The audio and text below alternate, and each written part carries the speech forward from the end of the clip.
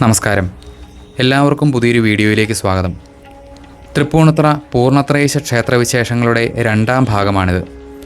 ക്ഷേത്രത്തിൻ്റെ ഐതിഹ്യവും മറ്റും ആദ്യ ഭാഗത്തിൽ ഉൾക്കൊള്ളിച്ചിട്ടുണ്ടായിരുന്നു. ആ വീഡിയോ കാണാത്തവർ അതുകൂടി ഒന്ന് കാണുക. ആദ്യ വീഡിയോ കാണാത്തവർക്കായി ചുരുക്കത്തിൽ ക്ഷേത്രവിശേഷങ്ങളൊന്ന് പറഞ്ഞിട്ട് ബാക്കി ഭാഗങ്ങളിലേക്ക് പോകാം. കേരളത്തിലെ ഏറ്റവും പുരാതനമായ വൈഷ്ണവ ക്ഷേത്രങ്ങളിലൊന്നാണിത്. ദ്വാപരയുഗത്തോളം നീളുന്ന ഐതിഹ്യങ്ങളുള്ള ഈ ക്ഷേത്രം ശ്രീമദ് ഭാഗവതത്തിലെ പ്രസിദ്ധമായ സന്താനഗോപാല കഥയുമായി ബന്ധപ്പെട്ടതാണ്. ഐതിഹ്യങ്ങളനുസരിച്ച് പൂർണ്ണത്രയീശനെ പ്രതിഷ്ഠിച്ചത് പാണ്ഡവരിൽ മൂന്നാമനായ അർജുനനാണ്. അനന്താസനസ്ഥനായ മഹാവിഷ്ണുവിൻ്റെ പ്രതിഷ്ഠയുള്ള ക്ഷേത്രങ്ങളും കേരളത്തിൽ വളരെ അപൂർവമാണ്. ഏകദേശം 4.5 അടിയോളം വലിപ്പമുള്ള ഏറെ സവിശേഷതകളുള്ള ശ്രീ പൂർണ്ണത്രയീശൻ്റെ പഞ്ചലോഹ വിഗ്രഹം കേരളത്തിലെ ഏറ്റവും വലിയ പഞ്ചലോഹ വിഗ്രഹങ്ങളിലൊന്നാണ്. അതുപോലെ കേരളത്തിലെ ഏറ്റവും വലിയ സ്വർണ്ണക്കൊടിമരങ്ങളിലൊന്നും ഇവിടുത്തേതാണ്. തികച്ചും വൈഷ്ണവമായ പൂജകൾ മാത്രം നടക്കുന്ന ഈ ക്ഷേത്രത്തിൽ ശ്രീ പൂർണ്ണത്രയീശനെ അല്ലാതെ മറ്റൊരു ദേവനെയും പൂജിക്കുക പോലും പാടില്ല. എന്തിന്, തന്ത്രിമാരും മേൽശാന്തിമാരുമൊന്നും ഭസ്മം കുറിയിടുക പോലും ചെയ്യാറില്ല. ഉപദേവനായി ക്ഷേത്ര ഐതിഹ്യവുമായി ബന്ധപ്പെട്ട ഒരു ഗണപതിയെ ശ്രീകോവിലിൻ്റെ തെക്ക് ഭാഗത്ത് പ്രതിഷ്ഠിച്ചിട്ടുണ്ടെങ്കിലും ഗണപതിക്ക് നിവേദിക്കുന്നത് പോലും കീഴ്ശാന്തിയാണ്. അതുപോലും മേൽശാന്തി ചെയ്യാൻ പാടില്ല. മധ്യകേരളത്തിൽ ഏറ്റവും കൂടുതൽ ഉത്സവങ്ങൾ നടക്കുന്ന ക്ഷേത്രങ്ങളിലൊന്നാണിത്. നിലവിലുള്ള ചരിത്ര രേഖകളനുസരിച്ച് ക്ഷേത്രം AD 947 ക്ഷേത്ര നിർമ്മാണം കഴിഞ്ഞ് പ്രതിഷ്ഠ നടത്തിയതാണെന്ന് രണ്ടാം ചേര സാമ്രാജ്യകാലത്തെ ചക്രവർത്തി കോതരവിയുടെ ശിലാശാസനത്തിൽ പറയുന്നു. അതനുസരിച്ച് നിലവിലുള്ള ക്ഷേത്രത്തിന് ഏതാണ്ട് 1200 വർഷത്തെ പഴക്കം കണക്കാക്കാം. ചരിത്രരേഖകളനുസരിച്ച് ക്ഷേത്രം ആദ്യകാലങ്ങളിൽ പഴയ കുരുസ്വരൂപത്തിൻ്റെയും പിന്നീട് 17-ാം നൂറ്റാണ്ടോടുകൂടി കൊച്ചി രാജവംശത്തിൻ്റെയും സ്വാതന്ത്ര്യത്തിന് ശേഷം കൊച്ചിൻ ദേവസ്വം ബോർഡിൻ്റെയും അധീനതയിലേക്ക് എത്തുകയായിരുന്നു. 1920കളിൽ ക്ഷേത്രത്തിലൊരു അഗ്നിബാധയുണ്ടായിരുന്നു. അതിനുശേഷം പുനരുദ്ധരിച്ച ക്ഷേത്രമാണ് ഇന്ന് കാണുന്നത്. ക്ഷേത്രത്തെക്കുറിച്ചുള്ള ഏറ്റവും ചുരുങ്ങിയ വിശേഷങ്ങൾ ഇതൊക്കെയാണ്. നമുക്ക് ബാക്കി ക്ഷേത്രവിശേഷങ്ങളിലേക്ക് പോവാം. ഈ വീഡിയോയിൽ പ്രധാനമായും ക്ഷേത്രത്തിൻ്റെ നിലവിലുള്ള ചരിത്രങ്ങളും കൊച്ചി രാജകുടുംബവുമായുള്ള ബന്ധവും ക്ഷേത്രത്തിൽ പണ്ടുകാലത്തുണ്ടായ ആ ഒരു അഗ്നിബാധയും ക്ഷേത്രവുമായി ബന്ധിച്ചു നിൽക്കുന്ന ദേവീ സാന്നിധ്യവുമൊക്കെയാണ് ഈ വീഡിയോയിൽ പ്രധാനമായും ഉൾക്കൊള്ളിച്ചിരിക്കുന്നത്. പണ്ടുകാലത്ത് കുരുസ്വരൂപത്തിൽപ്പെട്ട പ്രദേശങ്ങളായിരുന്നു തൃപ്പൂണിത്തുറ ഉൾപ്പെട്ട കുരുനാടും വെന്നനാട് എന്ന നമ്പൂതിരി ഗ്രാമവും. ഇതിന് വേന്തനാടെന്നും വേങ്ങനാടെന്നുമൊക്കെ പേരുകളുമുണ്ട്. തൃക്കാക്കരയും കാക്കനാടുമൊക്കെ ഉൾപ്പെട്ടിരുന്ന കാൽക്കരൈനാടിൻ്റെ തെക്കും വടക്കുംകൂർ രാജ്യത്തിൻ്റെ തെക്കുമായിരുന്നു കുരുനാടിൻ്റെ സ്ഥാനം. തൃപ്പൂണിത്തുറയും കണയന്നൂരും കുരുനാട്ടിലെ പ്രധാനപ്പെട്ട ദേശങ്ങളായിരുന്നു. ഇവിടെ രണ്ടിടത്തും സ്വരൂപത്തിന് കോവിലകങ്ങളുമുണ്ടായിരുന്നു. കുരുസ്വരൂപത്തിൻ്റെ ആസ്ഥാനം തൃപ്പൂണിത്തുറയുടെ തെക്ക് കിഴക്ക് ഭാഗത്തുള്ള കുരീക്കാടായിരുന്നു. അവിടെയായിരുന്നു രാജകൊട്ടാരം സ്ഥിതി ചെയ്തിരുന്നത്. കണയന്നൂർ ഗണപതി ക്ഷേത്രം കുരുസ്വരൂപത്തിൻ്റെ സ്വന്തമായിരുന്നു. അതുപോലെ തൃപ്പൂണിത്തുറ ക്ഷേത്രത്തിലെ മേൽക്കോയ്മയും കുരുസ്വരൂപത്തിനുണ്ടായിരുന്നു. ഈ രണ്ടു ക്ഷേത്രങ്ങളിൽ വെച്ചാണ് കുരുസ്വരൂപത്തിൻ്റെ അധികാര കൈമാറ്റ ചടങ്ങുകൾ നടന്നിരുന്നത്. ചോറ്റാനിക്കര ക്ഷേത്രവും ഈ ചടങ്ങുകളിൽ ബന്ധപ്പെട്ട് നിൽക്കുന്നുണ്ട്. ഒരു കാലത്ത് കുരുസ്വരൂപത്തിൻ്റെയും വാതിൽമാടങ്ങൾ എന്നറിയപ്പെടുന്ന നമ്പൂതിരിമാർ ഉൾപ്പെട്ട സങ്കേതഭരണത്തിൻ്റെയും കീഴിലായിരുന്നു ക്ഷേത്രം. ഈ സങ്കേതങ്ങൾ അടിയന്തിരമായി യോഗം കൂടി തീർപ്പ് കൽപ്പിക്കുന്ന കാര്യങ്ങൾക്ക് മറ്റൊരു എതിർപ്പും ഉണ്ടായിരുന്നില്ല. ക്ഷേത്രഭരണം മാത്രമല്ല, ദേശഭരണവും. അങ്ങനെ വലുതായ അധികാരങ്ങളുണ്ടായിരുന്നു സങ്കേതത്തിന്. നീതിന്യായ വ്യവസ്ഥകളിൽ രാജാവിനെ പോലും ഇവർ ഒഴിവാക്കിയിരുന്നില്ല. രാജാവ് കുറ്റവാളിയാണെന്ന് കണ്ടാൽ ക്ഷേത്രത്തിൽ പിഴയെടുക്കുക എന്നതായിരുന്നു ശിക്ഷ. രാജാവ് അനുസരിച്ചില്ലെങ്കിൽ സഭാംഗങ്ങൾ ക്ഷേത്രത്തിൽ പട്ടിണിയിരിക്കും. ഈശ്വരകോപത്തെ ഭയന്ന് രാജാവ് പിഴയൊടുക്കുകയും ചെയ്യും. നാടുവാഴികളാണെങ്കിലും ക്ഷേത്രത്തിലെ മേൽക്കോയ്മയുണ്ടെങ്കിലും കുരുസ്വരൂപം ക്ഷേത്രഭരണകാര്യങ്ങളിൽ കാര്യമായ ഇടപെടൽ നടത്തിയിരുന്നില്ല. AD 1533 കുരുസ്വരൂപം തൃപ്പൂണിത്തുറ ക്ഷേത്രത്തിൽ കൊടിമരം സ്ഥാപിച്ചതായി പറയുന്നുണ്ട്. കുരുസ്വരൂപത്തിലെ അവസാന കിരീടധാരണം 1639 അതിനുശേഷം കുരുസ്വരൂപം പെരുമ്പടപ്പിൽ ലയിച്ചു. അങ്ങനെയാണ് തൃപ്പൂണിത്തുറ കൊച്ചി രാജാവിൻ്റെ കൈവശമായത്. ചേര സാമ്രാജ്യം എന്ന കുലശേഖര സാമ്രാജ്യത്തിൻ്റെ പതനത്തിന് ശേഷം മധ്യശതകത്തിൻ്റെ അവസാന കാലത്ത് മലബാർ തീരത്ത് രൂപം കൊണ്ട സ്വതന്ത്ര രാജ്യങ്ങളിൽ പ്രമുഖരായിരുന്നു പെരുമ്പടപ്പ് സ്വരൂപം എന്ന അപരനാമമുള്ള കൊച്ചി രാജവംശം. ഒരു കാലത്ത് വടക്ക് പൊന്നാനി മുതൽ കൊച്ചിക്ക് തെക്കുവരെയും വ്യാപിച്ചു കിടന്നിരുന്നു ഈ നാട്ടുരാജ്യം. രണ്ടാം ചേര സാമ്രാജ്യത്തിലെ അവസാനത്തെ പെരുമാളായ രാമവർമ്മ കുലശേഖര പെരുമാളുടെ സഹോദരിയെ പെരുമ്പടപ്പ് സ്വരൂപത്തിലെ ഒരു നമ്പൂതിരി വിവാഹം ചെയ്യുകയും അങ്ങനെ മഹോദയപുരം ഉൾപ്പെടെയുള്ള അധികാരാവകാശങ്ങൾ പെരുമ്പടപ്പിന് കിട്ടുകയും ചെയ്തു. 13-ാം ശതകം വരെ പൊന്നാനി താലൂക്കിലെ വന്നേരിയിൽ പെരുമ്പടപ്പ് ഗ്രാമത്തിലെ ചിത്രകൂടമായിരുന്നു ഇവരുടെ ആസ്ഥാനം. പിന്നീട് കോഴിക്കോട് സാമൂതിരിമാരുടെ ആക്രമണത്തെ തുടർന്ന് രാജാവ് തൻ്റെ ആസ്ഥാനം മഹോദയപുരത്തേക്ക് മാറ്റി. AD 1341 പെരിയാർ നദിയിലുണ്ടായ വെള്ളപ്പൊക്കവും സാമൂതിരിയുടെ തുടർച്ചയായ ആക്രമണവും കാരണം രാജകുടുംബത്തിന് വീണ്ടും താവളം മാറ്റേണ്ടി വന്നു. പ്രളയം മഹോദയപുരത്തെ തുറമുഖം ഉൾപ്പെടെ നശിപ്പിച്ചുവെങ്കിലും അത് മറ്റൊരു തുറമുഖമായ കൊച്ചിയെ സൃഷ്ടിക്കുന്നതിന് കാരണമായി. അങ്ങനെ AD 1405 പെരുമ്പടപ്പ് സ്വരൂപം കൊച്ചിയെ അവരുടെ തലസ്ഥാനമാക്കി. തുടർന്ന് കൊച്ചി രാജകുടുംബം എന്നറിയപ്പെടുകയായിരുന്നു. പിന്നീട് AD 17-ാം നൂറ്റാണ്ടായപ്പോഴേക്കും കുരുസ്വരൂപം പെരുമ്പടപ്പിൽ ലയിക്കുകയും AD 1750കളിൽ തൃപ്പൂണിത്തുറയിലേക്ക് പൂർണ്ണമായും ആസ്ഥാനം മാറ്റുകയും സ്വാഭാവികമായും പൂർണ്ണത്രയീശൻ അവരുടെ പരദേവതയായി മാറുകയും ചെയ്തു. അതിനുശേഷമാണ് ക്ഷേത്രത്തിനും നഗരത്തിനുമൊക്കെ പുതിയൊരു മുഖച്ഛായ തന്നെ കൈവന്നത്. തൃപ്പൂണിത്തുറയിലെ സങ്കേതഭരണത്തിന് ശക്തി ക്ഷയിക്കാൻ തുടങ്ങിയത് കൊച്ചി രാജവംശം നാടുവാഴികളായതിനു ശേഷമാണ്. കൊച്ചി രാജകുടുംബം തൃപ്പൂണിത്തുറയ്ക്ക് താമസം മാറ്റുന്നത് 1750s 1750 കഴിഞ്ഞിട്ടാണ്. ശക്തൻ തമ്പുരാന് 3 വയസ്സുള്ളപ്പോൾ എന്നാണ് ഇതിൽ എഴുതിയിരിക്കുന്നത്, അല്ലെങ്കിൽ ഹിസ്റ്ററി. അദ്ദേഹത്തിൻ്റെ അമ്മ മരിച്ചു. ഇവിടെ വെള്ളാരപ്പള്ളിയിലായിരുന്നു അന്നത്തെ ബേസ്. ഈ സ്ത്രീകളും എല്ലാവരും താമസിച്ചിരുന്ന വെള്ളാരപ്പള്ളിയിലായിരുന്നു, ചൊവ്വര ആ ഭാഗത്ത്. അവിടെ ഒരു കോലുമൊക്കെ ഇപ്പോഴും ഉണ്ട് കേട്ടോ. അതൊരിപ്പോൾ RSSൻ്റെ ഏതൊരു ഓർഗനൈസേഷൻ്റെ കീഴിലാണ് ആ ശക്തൻ ജനിച്ച കോലം. അപ്പോൾ അവിടുന്ന് എന്തൊക്കെയോ ഇഷ്യൂസ്, ഇൻറ്റേർണൽ സ്ട്രഗിൾസും പലതുമൊക്കെ ഉണ്ടായിരുന്നു നമ്മളുടെ ഈ താവഴികൾ തമ്മിൽ. അപ്പം അന്ന് ഞങ്ങൾ മൂത്ത താവഴി എന്ന് പറയും. ആദ്യം ഇനീഷ്യലി 5 താവഴിയാണ് കൊച്ചി രാജകുടുംബത്തിലുണ്ടായിരുന്നു. 5 താവഴിയിൽ മൂത്ത താവഴി, ഇളയ താവഴി, മുരിങ്ങൂര്, പള്ളുരുത്തി, പിന്നെ ഒരെണ്ണം ഞാൻ പേര് ഇത് മാടത്തിങ്കിലാണെന്ന് തോന്നുന്നു. അങ്ങനെ 5 താവഴികളാണ്. അവർ തമ്മിൽ സ്ട്രഗിൾ ഉണ്ടായിരുന്നു. അതിലെ മൂത്ത ആളാണ് പെരുമ്പടപ്പിൽ മൂപ്പിൽ എന്നും പറഞ്ഞിട്ട് കൊച്ചി രാജാവായിട്ട് വാഴിക്കാറ്, ഏജിൽ മൂത്ത ആൾ. അപ്പോൾ അങ്ങനെ പല ഇഷ്യൂസ്. പോർച്ചുഗീസുകാർ ഇളയ താവഴിക്ക് മാത്രമേ അത് കൊടുത്തുള്ളൂ. അപ്പോൾ പോർച്ചുഗീസുകാരുടെ ആധിപത്യ കാലത്ത് മുഴുവൻ ഇളയ താവഴിയാണ് ഭരിച്ചുകൊണ്ടിരുന്നത്. അപ്പം അതിൻ്റെ എതിരെ മൂത്ത താവഴി എന്താ പറയുക, കൊളംബോയിൽ ചെന്നിട്ട് ഡച്ചുകാരെ കണ്ട്, അങ്ങനെയാണ് ഡച്ചുകാരെ ഇവിടേക്ക് കൊണ്ടുവരുന്നത് 1662. അതെന്താ പറ്റിയെന്ന് പറഞ്ഞാൽ ഇളയ താവഴിയിൽ അന്യം നിന്ന് പോയി. അപ്പോൾ പണ്ടൊക്കെ എങ്ങനെയാന്ന് പറഞ്ഞാൽ ഈ ദത്തെടുക്കുന്ന പരിപാടിയുണ്ട് എന്ന് പറഞ്ഞാൽ വേറെ താവഴിയും ദത്തെടുക്കും. ഒരു താവഴിയിൽ അന്യം നിൽക്കാൻ പോയാൽ വേറെ താവഴിയും ദത്തെടുക്കും. നമ്മുടെ തന്നെ 5 താവഴികളിൽ ദത്തെടുക്കും. ഇവരെന്ത് ചെയ്തെന്ന് പറഞ്ഞാൽ വെട്ടത്ത് രാജാവുണ്ട്. വെട്ടത്ത് എന്ന് പറഞ്ഞാൽ so they are considered to be the best of the Kshatriyas അന്നത്തെ കാലത്ത്. എന്ന് പറഞ്ഞു കഴിഞ്ഞാൽ ക്ഷത്രിയന്മാർ രാജാക്കന്മാരിൽ ഏറ്റവും മുതിർന്നവർ. അവിടുന്ന് 2 പേരെ ദത്തെടുക്കുകയും അത് ഇവർ ഒപ്പോസ് ചെയ്തു. കാരണം മറ്റു താവഴിയുള്ള ആൾക്കാരുള്ളത് കൊണ്ട് ഈ മൂത്ത താവഴി അത് ഒപ്പോസ് ചെയ്തു. അത് പോർച്ചുഗീസുകാർ ആ വെട്ടത്തുനിന്ന് ഇതെടുക്കാൻ സപ്പോർട്ട് ചെയ്തു. അപ്പം അങ്ങനെ വന്നപ്പോൾ ഈ ഡച്ചുകാരെ പോയി ഇവിടുന്ന് ഒരു വീരകേരളവർമ്മ എന്ന് പറഞ്ഞൊരു മഹാരാജാവല്ല, അദ്ദേഹം അന്ന് മഹാരാജാവായിട്ടില്ല. അദ്ദേഹം അവിടെ പോയി, കൊളംബോ പോയി ഡച്ചുകാരുടെ അടുത്തുണ്ട്. ഡച്ചുകാർ ഇവിടെ വന്ന് അങ്ങനെയാണ് ഡച്ചാധിപത്യം കേരളത്തിൽ സ്റ്റാർട്ട് ചെയ്യുന്നത്. 1662 64. അപ്പോൾ ആ കാലഘട്ടത്തിലൊക്കെ സാമൂതിരിയും പവർഫുള്ളാണ്, ഈസ് ഓൾസോ വെരി പവർഫുൾ. അങ്ങനെയാണ് അവിടുന്ന് ഞങ്ങളുടെ പെരുമ്പടപ്പിലാണ് സ്ഥലം, വന്നേരി പെരുമ്പടപ്പിൽ. ഇപ്പോഴും അവിടെ കൊയ്പ്പള്ളി തേവർ എന്ന് പറഞ്ഞ ഒരു അമ്പലമുണ്ട്. അത് മലബാറിലാണെങ്കിലും കൊച്ചിൻ ദേവസ്വം ബോർഡിൻ്റെയാണ് അമ്പലം. അവിടെ ശിവൻ പരദേവതയാണ്. പഴയന്നൂർ പിന്നെ പരദേവതയുണ്ട്.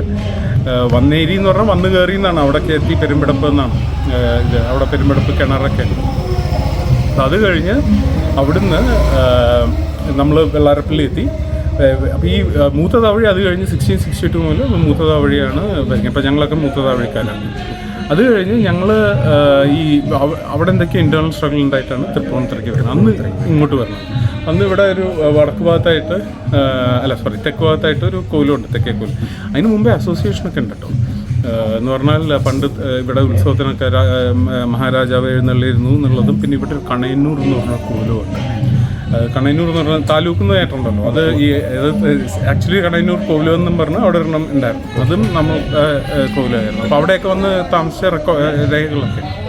അപ്പോൾ അവിടുന്ന് ഇവിടെ വന്നപ്പോൾ അന്ന് താവഴിയിൽ 5 പേരെ, ഒരു സ്ത്രീ, സുഭദ്ര എന്ന് പറഞ്ഞ ഒരു സ്ത്രീ, പെൺകുട്ടി. അത് ഈ ശക്തൻ തമ്പുരാനെ പിന്നെ അമ്മ 3 വയസ്സിൽ മരിച്ചു എന്ന് പറഞ്ഞു. പിന്നെ ചിറ്റമ്മ തമ്പുരാനാണ് വളർത്തിയതൊക്കെ. ഈ ചിറ്റമ്മ തമ്പുരാൻ്റെ മകളാണ് സുഭദ്ര, രണ്ടാമത്തെ മകളാണ്.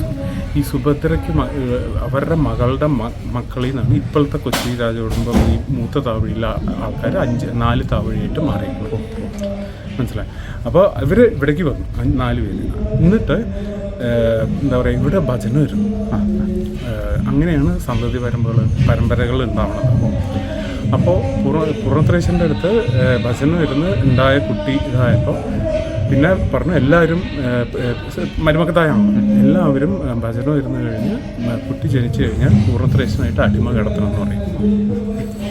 അപ്പോൾ ഇപ്പം ഞങ്ങളൊക്കെ അടിമയാണ്. അപ്പോൾ അതിന് പ്രത്യേക പ്രോസസ്സൊക്കെ ഉണ്ട്. എന്ന് പറഞ്ഞാൽ ഇവിടുന്ന് എന്താ പറയുക, ആദ്യം ഭജനം ഇരിക്കണം. അതിന് തന്ത്രി കുറേ ഉപദേശങ്ങളൊക്കെ തരും, അതൊക്കെ ജപിക്കണം, ഇത് ചെയ്യണം. പ്രസവിച്ച് കഴിഞ്ഞ് 12-ാം ദിവസം ജാതകർമ്മം നടത്തും. എന്നുവെച്ചാൽ 12-ാം ദിവസം നടത്താൻ പറ്റിയാൽ, വേറെ വിലയും പെറ്റവിലയൊന്നും വന്നില്ലെങ്കിൽ നടത്തിയാൽ അന്ന് ഒരു പൂർണ്ണത്രേശനൊരു പൂജ കഴിച്ചിട്ട് ഇവിടുന്ന് മൂത്തതുണ്ടല്ലോ, മൂത്തൻ്റെ എല്ലാം ഇവിടെയാണ്. മൂത്തത് വന്നിട്ട് നമ്മളിങ്ങനെ അമ്മ ഇലയിൽ കുട്ടീനെ അടിമ കിടത്തും.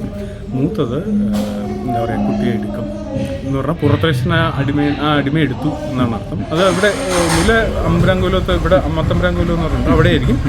ചിലപ്പോൾ ഇപ്പോൾ എന്നെയൊക്കെ എനിക്ക് തോന്നുന്നു ഞങ്ങളുടെ കോലത്ത് തന്നെയാണ് നടത്തിയത്. ഈ മൂത്തത് അടിമ എടുക്കും, എന്നിട്ട് തിരിച്ച് അമ്മയ്ക്ക് വളർത്താൻ കൊടുക്കും. അപ്പോൾ അമ്മയ്ക്ക് കുട്ടിയുടെ മുകളിൽ അവകാശം 12 ദിവസമല്ല. ബാക്കി പിന്നെ നമ്മൾ പൂർണ്ണത്രേശൻ്റെ അടിമകളാണ്. പൂർണ്ണത്രേശൻ നോക്കുള്ളൂ, എവിടെ പോയാലും പൂർണ്ണത്രേശൻ നോക്കുള്ളൂ.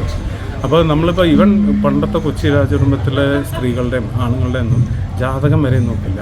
പൂർണ്ണത്രേശനൊരു വിളക്കും കത്തിച്ച് വെച്ച് എണ്ണയും കൊടുത്ത് കല്യാണം ചെയ്യാനാണ് പറയുക. അത്രയും ഇതാണ് പൂർണ്ണത്രേശനായിട്ട് നമ്മളുടെ അടിമകളായിട്ട്. അതുപോലെ ഇവർ എന്താ പറയുക, അപ്പോൾ പിന്നെ എല്ലാ കൊല്ലവും നമുക്ക് അടിമപ്പത്തിനിടുന്നൊരു രണ്ട് തവണയാണ്. നമ്മൾ അടിമ ഒരു പൈസ ഇത് ഇടുകയാണ്.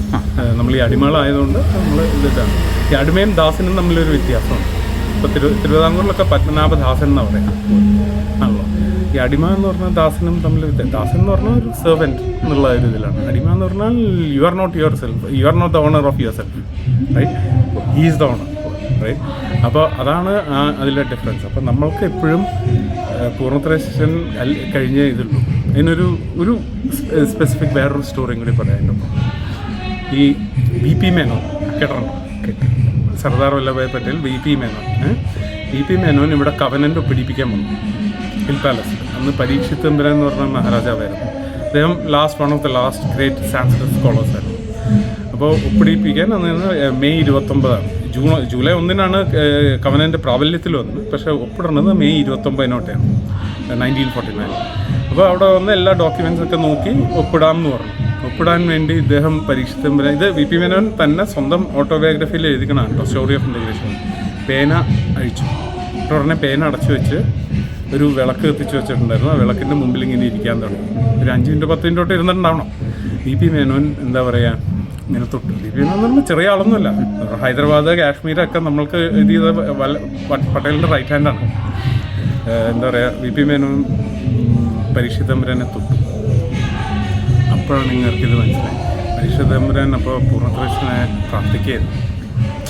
ഇത് നാട് വിട്ടുകൊടുക്കല്ലേ, ഒന്ന് ആലോചിച്ച് നോക്കൂ. ഇപ്പോൾ ഏത് ചരിത്രം എടുത്താലും ഇപ്പോൾ ചില ചരിത്രത്തിൽ പറയുന്നത് 4th സെഞ്ച്വറി AD മുതൽ അല്ലെങ്കിൽ ആഫ്റ്റർ എന്താ പറയുക കറണ്ട് ഇറ മുതൽ നമ്മൾ പെരുമ്പടപ്പ് സ്വരൂപമുള്ളത് ഷോഡശാങ് ഒരു പർട്ടിക്കുലർ സംസ്കൃത പദമുണ്ട് ഈ കലിദിന സംഖ്യ വെച്ചിട്ടുള്ളത്. അത് കാൽക്കുലേറ്റ് ചെയ്യുമ്പോൾ 4th സെഞ്ച്വറിയാണ് കറണ്ട്. പിന്നെ പറയുന്നത് ചേരമാൻ പെരുമാൾ, ഈ മറ്റേ മെക്കത്ത് പോയ ചേരമാൻ പെരുമാൾ എന്ന് പറയുന്നത് അത് വേറൊരു സ്റ്റോറി. ഇപ്പോൾ ജനറലി ആക്സെപ്റ്റബിൾ സ്റ്റോറി 11th സെഞ്ച്വറിയിൽ സ്റ്റാർട്ട് ചെയ്തു എന്നുള്ളതാണ്. ഈ കൊച്ചി രാജു അന്നത്തെ ലാസ്റ്റത്തെ ചേരമാൻ പെരുമാളിൻ്റെ സിസ്റ്ററിൻ്റെ സന്തതി പരമ്പരകളാണ്. അപ്പോൾ ഒന്നാലോചിച്ച് നോക്കും. അപ്പോൾ which ever version you look at 900 years or 950 years of ഒരു unbroken line of A family is handing over. ഇത് കൊടുക്കുകയാണ്. അപ്പോൾ ആ ഒരു സമയത്ത് അദ്ദേഹം ഇത് ചെയ്യായിരുന്നു എന്ന് പറഞ്ഞാൽ BP മേനോൻ്റെ ഓട്ടോബയോഗ്രഫിയിലുണ്ട്, അത് വായിച്ചു നോക്കിയാൽ കാണും. അത് ഒരു നമ്മളൊക്കെ വായിക്കുമ്പോൾ നമുക്കൊരു ഇതാണ് എന്ന് പറഞ്ഞാൽ ദാറ്റ് ഇസ് അദ്ദേഹം പൂർണ്ണത്രേശനെ പ്രാർത്ഥിക്കുകയായിരുന്നു അത് ചെയ്യണത്. മനസ്സിലായി? അതാണ് പൂർണ്ണത്രേശനായിട്ട് നമുക്ക് ഇനി അതിൽ കൂടുതൽ ബന്ധം എനിക്ക് എങ്ങനെയാണ് പറയേണ്ടതെന്ന് അറിയില്ല. പക്ഷെ എല്ലാത്തിനും പൂർണ്ണത്രേശൻ എന്നുള്ള ഒരു ഇതുണ്ട്. അപ്പോൾ അടിമ കിടത്തി. അപ്പോൾ ഈ 12 ദിവസം അടിമ കിടത്തി. അപ്പോൾ പിന്നെന്താന്ന് പറഞ്ഞാൽ ഇപ്പോൾ പല സിറ്റുവേഷൻ ഞാൻ കഥകൾ കേട്ടിട്ടുണ്ട്. ഈ അടിമ ഈ കിടത്തലിൻ്റെ ഒരു ഇത് വെച്ചിട്ട് ഞാൻ പറയുകയാണ്. എന്നിട്ട് ഞാൻ ഈ ബാക്കി സ്റ്റോറിയിലേക്ക് വരും. ഈ അടിമ കിടത്ത ഈ ചിലർക്ക് കുട്ടികളുണ്ടാവും, അടിമ കിടത്തി വരും, മരിക്കും. ചിലർക്ക് സാധാരണ ഒരു കുട്ടി മരിക്കുമ്പോൾ ഒരു അമ്മയുടെ റിയാക്ഷൻ എന്തായിരിക്കും വെച്ചാൽ ഒരു തമ്പുരാൻ തന്നെ കുട്ടി മരിച്ചാൽ അമ്മയുടെ കരയും. ഇവിടെ കരയില്ല. ഇപ്പം ഇനി എനിക്കറിയില്ല. പണ്ടത്തെ കഥകളിലൊക്കെ ഞാനൊക്കെ എൻ്റെ കുട്ടിക്കാലത്ത് കേട്ട കഥകളിൽ സ്ത്രീകൾ കരയില്ല എന്ന് പറഞ്ഞാൽ പൂർണ്ണത്രേശൻ തന്നു, പൂർണ്ണത്രേശൻ തിരിച്ചെടുത്തു. നമ്മൾ അതിന് കരയല്ല ചെയ്യേണ്ടത്, സന്തോഷിച്ചാൽ മതി. തൃപ്പൂണിത്തുറയിലെ സങ്കേതഭരണത്തിൻ്റെ ശക്തി ക്ഷയിക്കാൻ തുടങ്ങിയത് കൊച്ചി രാജവംശം നാടുവാഴികളായതിനു ശേഷമാണ്. രാജാവിൻ്റെ ആസ്ഥാനം തൃപ്പൂണിത്തുറ ആയിരുന്നതാണതിൻ്റെ കാരണം. നേരത്തെ കരമൊഴിവാക്കിയിരുന്ന സങ്കേതത്തിൻ്റെ ഭൂമികളിലും മറ്റ് സ്വത്തുവകകളിലും രാജാവ് കരം ചുമത്തി തുടങ്ങി. തനിക്കിഷ്ടമുള്ളവരെ യോഗാംഗങ്ങളാക്കി നിയമിച്ചു. യോഗക്കാരും വെറുതെ ഇരുന്നില്ല. അവർ രാജാവിനെ പിഴയിടിക്കാൻ തന്നെ തീരുമാനിച്ചു. ശക്തൻ തമ്പുരാൻ രാജാവായപ്പോഴേക്കും ഈ സംഘർഷാവസ്ഥ അതിൻ്റെ മൂർധന്യാവസ്ഥയിലേക്ക് എത്തിയിരുന്നു. യോഗാംഗങ്ങൾ പട്ടിണി സമരം തുടങ്ങിയെങ്കിലും ശക്തൻ തമ്പുരാൻ വഴങ്ങിയില്ല. അങ്ങനെ അമ്മത്തമ്പുരാൻ ഇടപെട്ട് സമരം ഒത്തുതീർപ്പാക്കി. അതിനുശേഷം രാജാവിന് ഇഷ്ടമുള്ള ആളുകളെ മാത്രമാണ് യോഗാംഗങ്ങളായി തിരഞ്ഞെടുത്തു തുടങ്ങിയത്. കൊച്ചി ബ്രിട്ടീഷുകാരുടെ കീഴിൽ വന്നതിന് ശേഷം 19-ാം നൂറ്റാണ്ടിൻ്റെ ആദ്യത്തിൽ കേണൽ മൺറോ ദേവസ്വം നിയമങ്ങൾ പരിഷ്കരിച്ചു. അതോടെ യോഗക്കാരുടെ അധികാരങ്ങൾ അസ്തമിച്ചു. യോഗാംഗങ്ങളുടെ അവരോധവും വേണ്ടെന്ന് വെച്ചു. പൂർണ്ണത്രയീശൻ രാജകുടുംബത്തിൻ്റെ പരദേവതാസ്ഥാനത്തായതോടുകൂടി ക്ഷേത്രത്തിൽ നവീകരണവും തകൃതിയായി നടന്നു തുടങ്ങി. ആ കാലത്തെ നിർമ്മിതികളിൽ പടിഞ്ഞാറേ ഗോപുരവും ഊട്ടുപുരയും തട്ടുമാളികയും ഒഴിച്ച് ബാക്കിയെല്ലാം 1920-ലെ അഗ്നിബാധയിൽ പെടുകയും പിന്നീട് 1932-ൽ ക്ഷേത്ര നിർമ്മാണം പൂർത്തിയാക്കുകയും ചെയ്തു. 1920-കളിൽ ക്ഷേത്രത്തിൽ വലിയൊരു അഗ്നിബാധയുണ്ടായിരുന്നു. പടിഞ്ഞാറേ ഗോപുരവും മറ്റു ചില ഭാഗങ്ങളും ഒഴികെ ബാക്കി ഭാഗങ്ങൾക്കെല്ലാം അന്ന് കാര്യമായ കേടുപാടുകൾ സംഭവിച്ചിരുന്നു. 1920 ഒക്ടോബർ 21 രാത്രി 2 മണിയോടെയാണ് ക്ഷേത്രത്തിൽ തീ പടർന്നതായി കണ്ടത്. തിടപ്പള്ളിയിൽ സൂക്ഷിച്ചിരുന്ന വിറകുകൾക്കാണ് ആദ്യം തീ പിടിച്ചതെന്നാണ് നിഗമനം. മഹാനവമി നാളിലായിരുന്നു അത്. ക്ഷേത്രത്തിൽ നവരാത്രി വ്രതം അനുഷ്ഠിച്ചു കഴിഞ്ഞ ആളുകളും ക്ഷേത്രത്തിൻ്റെ പടിഞ്ഞാറ് ഭാഗത്ത് താമസിക്കുന്ന മൂപ്പന്മാരുമൊക്കെയാണ് ഇതാദ്യം കണ്ടതെന്ന് പറയുന്നു. ഗോപുരങ്ങൾ അടച്ചു കുറ്റിയിട്ടിരുന്നതിനാൽ അവർ മതിൽ ചാടി ക്ഷേത്രത്തിനുള്ളിൽ കിടന്നുറങ്ങിയിരുന്ന ശാന്തിക്കാരെയും ജീവനക്കാരെയുമൊക്കെ വിളിച്ചുണർത്തി. കോട്ടയ്ക്കകത്തെ തമ്പുരാക്കന്മാരെയും വിവരമറിയിച്ചു. എല്ലാവരും ഓടിയെത്തിയപ്പോൾ ശ്രീകോവിലിലേക്ക് തീ പടർന്നിരുന്നില്ല. എല്ലാവരും ചേർന്ന് വലിയ ബിംബം ഇളക്കിയെടുക്കാൻ ശ്രമിച്ചെങ്കിലും നടന്നില്ല. ഉടൻ തന്നെ മണ്ണും വെള്ളവും കുഴച്ച ചെളികൊണ്ട് ബിംബം മുഴുവൻ മൂടുകയും ഒരു വലിയ ചെമ്പ് കുണ്ടയുകൊണ്ട് ബിംബം അടച്ചു വയ്ക്കുകയും ചെയ്തു. പിന്നെ ശീവേലി തിടമ്പുകളും മറ്റ് വിഗ്രഹങ്ങളും കെടാവിളക്കും മറ്റും മേൽശാന്തിയെ കൊണ്ടെടുപ്പിച്ച് പുത്തൻ ബംഗ്ലാവിലേക്ക് കൊണ്ടുപോയി. അമ്പലത്തിലെ വലിയ മണി നിർത്താതെ മുഴക്കി അപകട വിവരം എല്ലാവരെയും അറിയിച്ചു. തൃപ്പൂണിത്തുറയിലെ എല്ലാ പള്ളിമണികളും അപായ സൂചന നൽകിക്കൊണ്ട് മുഴങ്ങിക്കൊണ്ടേയിരുന്നു. ജാതിമത ഭേദമന്യേ എല്ലാവരും ഓടിക്കൂടി. അപ്പോഴേക്കും അഗ്നി ശ്രീകോവിലിലേക്കും മണ്ഡപത്തിലേക്കും ബലിക്കൽപുരയിലേക്കും കിഴക്കേ നടപ്പുരയിലേക്കുമൊക്കെ പടർന്നു തുടങ്ങിയിരുന്നു. ഓടിയെത്തിയ അന്യമതസ്ഥർ ക്ഷേത്രത്തിൽ പ്രവേശിക്കാനാവാതെ സംശയിച്ചു നിന്നപ്പോൾ തമ്പുരാക്കന്മാർ വേഗം ഗോപുരം തുറന്നു കൊടുത്തു. എല്ലാവരും ചേർന്ന് ശ്രമിച്ചെങ്കിലും ചുറ്റമ്പലവും ശ്രീകോവിലും മണ്ഡപവും കിഴക്കേ നടപ്പുരയും കിഴക്കേ ഗോപുരത്തിലേക്കുമൊക്കെ തീ പടർന്നു കഴിഞ്ഞിരുന്നു. ഇവയൊന്നുമായി സമ്പർക്കമില്ലാതെ നിന്നിരുന്ന ആനപ്പന്തൽ, തട്ടുമാളിക, തെക്കേ ഗോപുരം, പടിഞ്ഞാറേ ഗോപുരം, ഊട്ടുപുരമാളിക എന്നിവയൊക്കെ അഗ്നിബാധ ഏൽക്കാതെ രക്ഷപ്പെട്ടു. പിറ്റേ ദിവസം വിജയദശമിയുടെ അന്ന് ഇതൊന്നും അറിയാതെ തൊഴാൻ വന്ന ഭക്തജനങ്ങൾ കണ്ടത് അഗ്നിയുടെ സംഹാര താണ്ഡവമാണ്. ഹൃദയഭേദകമായ ആ കാഴ്ച കണ്ട് ആളുകൾ പൊട്ടിക്കരഞ്ഞു. 3 ദിവസം കഴിഞ്ഞ് അഗ്നിയുടെ താണ്ഡവം ശമിച്ചതിന് ശേഷം ചെന്ന് നോക്കിയപ്പോൾ യാതൊന്നും ശേഷിക്കാത്ത വിധത്തിൽ അഗ്നിക്കിരയായിട്ടും ചെളികൊണ്ട് മൂടി സംരക്ഷിച്ച വിഗ്രഹത്തിന് യാതൊരു കേടുപാടും സംഭവിച്ചിട്ടില്ലെന്ന് കണ്ട് എല്ലാവർക്കും സന്തോഷമായി. ഉടൻ തന്നെ ബിംബത്തിന് ചുറ്റും മുളയും പനമ്പും കൊണ്ട് ഒരു താൽക്കാലിക ശ്രീകോവിൽ നിർമ്മിച്ചു. താൽക്കാലിക ശുദ്ധിക്രിയകളെല്ലാം ചെയ്തു. പിറ്റേന്ന് തുലാം 9 പുത്തൻ ബംഗ്ലാവിൽ നിന്നും തേവാര ബിംബവും മറ്റും ആഘോഷമായി ക്ഷേത്രത്തിലേക്ക് തിരികെ എഴുന്നള്ളിച്ചു കൊണ്ടുവന്നു. ഈ സന്തോഷ ദിനമാണ് പിന്നീട് 9-ാം തീയതി മഹോത്സവം എന്ന പേരിൽ ആഘോഷിച്ചു വരുന്നത്. ഇതിനെ തെറ്റിദ്ധരിച്ചാണ് പലരും അമ്പലം കത്തിയ ഉത്സവം എന്ന് പറയുന്നത്.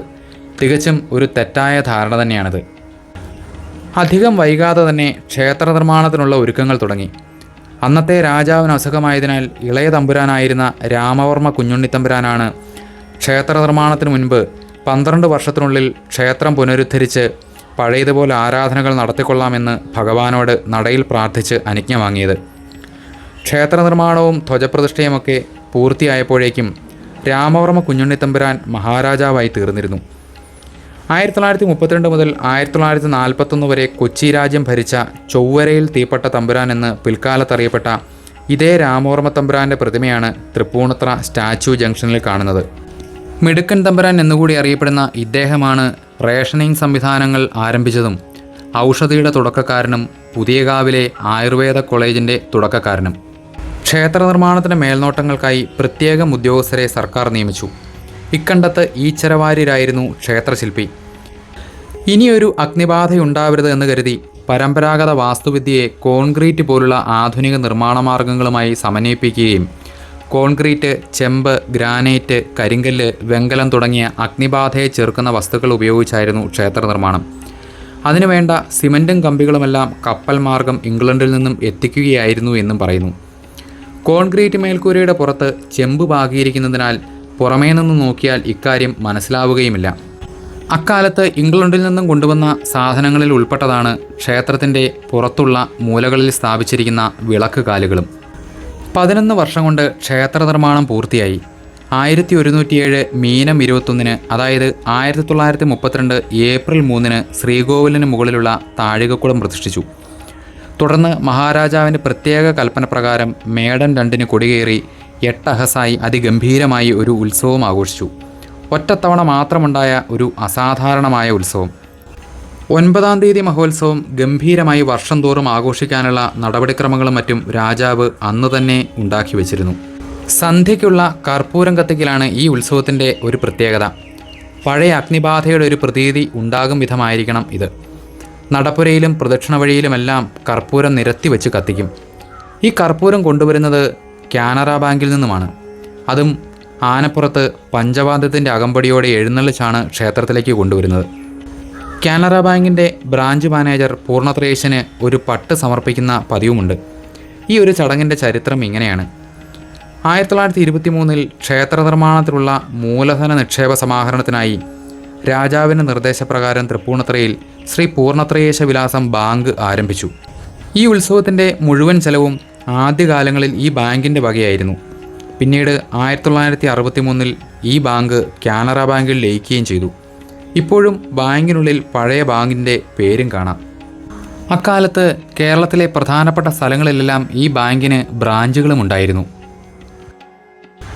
തൃപ്പൂണിത്തുറയിലെ കോട്ടയ്ക്കകം എന്നാണ് നിർമ്മിച്ചതെന്നറിയില്ല. രാജകുടുംബം തൃപ്പൂണിത്തുറയിലേക്ക് മാറിയതിന് ശേഷമാവുമെന്ന് കരുതുന്നു. 18-ാം നൂറ്റാണ്ടിൻ്റെ അവസാന കാലത്ത് ശക്തൻ തമ്പുരാൻ്റെ ശ്രമത്തിലാണ് കളിക്കോട്ടയും പുത്തൻ കോവിലകവുമൊക്കെ നിർമ്മിച്ചത്. കളിക്കോട്ടയുടെ ഉപയോഗം കഥകളിയും മറ്റ് കലകൾക്കുള്ള നടത്തിപ്പിനും സമ്മേളനങ്ങൾക്കും മറ്റുമായിരുന്നു. പുത്തൻ കോവിലകം വലിയ തമ്പുരാൻ്റെ ആസ്ഥാനമായിരുന്നു. ഡച്ചുകാരാണ് ഇത് രണ്ടും നിർമ്മിച്ചു നൽകിയത്. ഇവിടുത്തെ ക്ഷേത്ര നിർമ്മാണത്തിനും വ്യക്തമായ ഉദ്ദേശങ്ങളുണ്ടായിരുന്നു. കുറച്ച് പുറകോട്ട് പോയെങ്കിലേ അക്കാര്യങ്ങൾ വിശദമാവൂ. വളരെ ചുരുക്കി പറയാം. ക്ഷേത്ര നിർമ്മാണങ്ങൾ തുടങ്ങിയതിന് പിന്നിലും ചില ഉദ്ദേശങ്ങളുണ്ടായിരുന്നു. ക്ഷേത്രങ്ങൾ കേന്ദ്രീകൃതമായ ഹിന്ദുമതത്തിൻ്റെ പ്രചാരകരും വക്താക്കളും നമ്പൂതിരിമാരായിരുന്നു. ഹൈന്ദവ ദേവീദേവ സങ്കല്പത്തിനും ആരാധനകൾക്കുമൊക്കെ ഇന്ന് കാണുന്നത് പോലെയുള്ള വ്യക്തതയും സൂക്ഷ്മതയും ഉണ്ടായത് നമ്പൂതിരിമാർ ഉൾപ്പെട്ട വൈദിക ബ്രാഹ്മണ സംഘടനകൾ നിലവിൽ വന്നതിന് ശേഷമാണ്. അവരുടെ വൈദിക പാണ്ഡിത്യവും ജ്യോതിഷം, തച്ചുശാസ്ത്രം തുടങ്ങി അവർ കൈകാര്യം ചെയ്തിരുന്ന അനവധി വിജ്ഞാന ശാഖകളുടെയും അനുഷ്ഠാനങ്ങളുടെയും പ്രാധാന്യം അത്ര നിസ്സാരമായിരുന്നില്ല. ഒരു ക്ഷേത്രവും അതിനെ കേന്ദ്രീകരിച്ചൊരു ഗ്രാമവും വിവിധ തൊഴിൽ മേഖലകളിലുള്ളവരെ ഒന്നു ചേർത്ത് ആ ഗ്രാമത്തിലെ അത്തരം കാര്യങ്ങൾക്ക് ഉപയോഗപ്പെടുത്തുക, അതിലൂടെ ഓരോ ഗ്രാമവും സ്വയം പര്യാപ്തമാക്കുക, നീതിന്യായ വ്യവസ്ഥകളും ദേശഭരണവും ക്ഷേത്ര കേന്ദ്രീകൃതമാക്കുക എന്നൊക്കെയായിരുന്നു അവർ നടപ്പിലാക്കാൻ ഉദ്ദേശിച്ച ആശയങ്ങൾ. ഇതിനെ മുൻനിർത്തിയാണ് നമ്പൂതിരി ഗ്രാമങ്ങൾ നിലവിൽ വന്നത്. പക്ഷേ ആ കാലത്ത് കേരളത്തിൽ ശക്തി പ്രാപിച്ചിരുന്ന ശൈവ വൈഷ്ണവ ലഹളകളും ബുദ്ധ ജൈനമത സ്വാധീനവും ബുദ്ധൻ്റെ ആഹ്വാനങ്ങളിൽ നിന്ന് വിട്ടുമാറിയുള്ള അണികളുടെ അനാചാരങ്ങളും ഇതിനൊരു അറുതി വരുത്താനുള്ള ബ്രാഹ്മണ സംഘടനകളുടെ ഒരു മഹാസംഗമം നടക്കുകയും അതിൽ നിന്ന് ഉരുത്തിരിഞ്ഞ ആശയപ്രകാരം രൂപം കൊണ്ടതുമാണ് രണ്ടാം ചേര സാമ്രാജ്യം. 12 വർഷം ഭരിക്കാനായി ഓരോ ക്ഷത്രിയരെ രാജ്യഭാരം ഏൽപ്പിച്ചു. അവരുടെ പേരാണ് ചേരമാൻ പെരുമാൾ. ആ സമയത്ത് തന്നെയാണ് ശ്രീ ശങ്കരാചാര്യരുടെ ജനനവും. അദ്ദേഹത്തിൻ്റെ അദ്വൈത സിദ്ധാന്തങ്ങളും കുറേയൊക്കെ ജനതയെ സ്വാധീനിച്ചിരുന്നു. AD 9-ാം നൂറ്റാണ്ടുകളുടെ തുടക്കത്തിൽ രണ്ടാം ചേര സാമ്രാജ്യം കുലശേഖര പെരുമാളുടെ നേതൃത്വത്തിൽ മഹോദയപുരം ആസ്ഥാനമാക്കിക്കൊണ്ട് ഭരിച്ചു തുടങ്ങി. തമിഴ്നാട്ടിൽ ആ കാലത്ത് ശക്തി പ്രാപിച്ചിരുന്ന ശൈവ വൈഷ്ണവ പ്രസ്ഥാനങ്ങൾ ഈ പെരുമാക്കന്മാരെയും സ്വാധീനിച്ചിരുന്നു. തമിഴിലെ ഭക്തിപ്രബന്ധമായ പെരുമാൾ തിരുമൊഴിയുടെയും സംസ്കൃതത്തിലെ മുകുന്ദമാലയുടെയും കർത്താവും കേരളീയനും കൂടിയായ കുലശേഖര പെരുമാളും തിരുമങ്കൈ ആഴ്വാരും നമ്മ ആഴ്വാരുമൊക്കെയാണ് വൈഷ്ണവ മതത്തെ അതിൻ്റെ വിട്ടുവീഴ്ചയില്ലാത്ത ആചാരാനുഷ്ഠാനങ്ങളോടെ കേരളത്തിലേക്ക് കൊണ്ടുവന്നത്. ഈ ആൾവാർമാർ പാടിപ്പുകഴ്ത്തിയ ഭാരതത്തിലെ 108 വൈഷ്ണവ തിരുപ്പതികളിൽ മലൈനാട് എന്ന കേരളത്തിൽപ്പെട്ട 13 വൈഷ്ണവ തിരുപ്പതികളുടെയും സ്ഥാപനം 9-ാം നൂറ്റാണ്ടോടുകൂടിയായിരിക്കണം എന്ന് കരുതപ്പെടുന്നു. അവർ വൈദിക സമ്പ്രദായത്തിന് പ്രോത്സാഹനം നൽകുകയും ക്ഷേത്രങ്ങൾക്ക് വസ്തുക്കൾ ദാനം ചെയ്യുകയും അവയുടെ പുനരുദ്ധാരണങ്ങൾ നടത്തുകയും ചെയ്തു വന്നു. തൃപ്പൂണിത്തുറയിലെ ഒരു പഴയ ഗ്രന്ഥവരിയിൽ ക്ഷേത്ര നിർമ്മാണ ഉദ്ദേശത്തെക്കുറിച്ച് പറയുന്നത് ഇങ്ങനെയാണ്: